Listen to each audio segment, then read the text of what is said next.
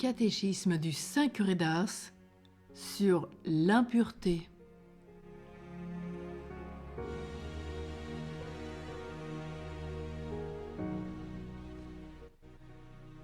Pour comprendre combien ce péché que les démons font commettre, mais qu'ils ne commettent pas eux-mêmes, est horrible et détestable, il faudrait savoir ce que c'est qu'un chrétien.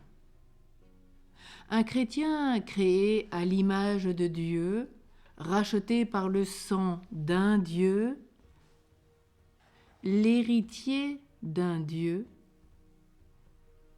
Un chrétien, c'est l'enfant de Dieu. Un chrétien, l'objet des complaisances des trois personnes divines. Un chrétien dont le corps est le temple du Saint-Esprit. Voilà ce que le péché déshonore. Nous sommes créés pour aller un jour régner dans le ciel. Et si nous avons le malheur de commettre ce péché, nous devenons le repère des démons. Notre Seigneur a dit que rien d'impur n'entrera dans son royaume. En effet, comment voulez-vous qu'une âme qui s'est roulée dans une saleté aille paraître devant un Dieu si pur et si saint? Nous sommes tous comme de petits miroirs dans lesquels Dieu se contemple. Comment voulez-vous que Dieu se reconnaisse dans une âme impure?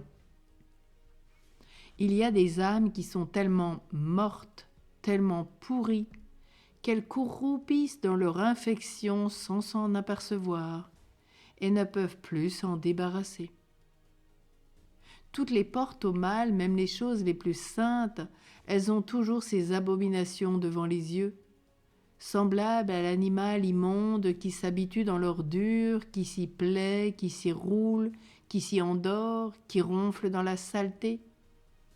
Ces personnes sont un objet d'horreur aux yeux de Dieu et des saints anges. Notre Seigneur a été couronné d'épines pour expier nos péchés d'orgueil.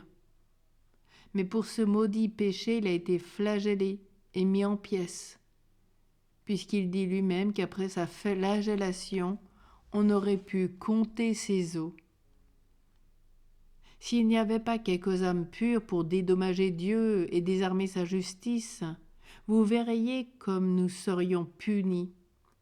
Car maintenant ce crime est si commun dans le monde qu'il y a de quoi faire trembler. On peut dire que l'enfer vomit ses abominations sur la terre, comme les cornets de la vapeur vomissent la fumée.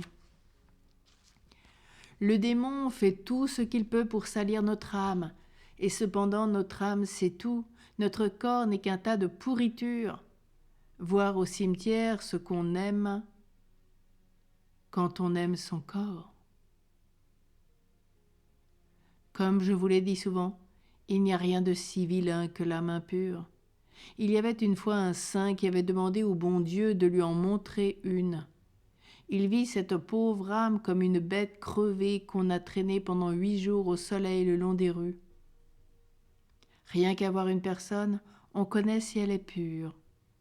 Il y a dans ses yeux un air de candeur et de modestie qui porte à Dieu. On en voit au contraire qui ont un air tout enflammé. Satan se met dans leurs yeux pour faire tomber les autres et les entraîner au mal. Ceux qui ont perdu la pureté sont une pièce de drap trempée dans l'huile. Lavez-la, faites-la sécher, la tache revient toujours. De même, il faut un miracle pour laver l'âme impure.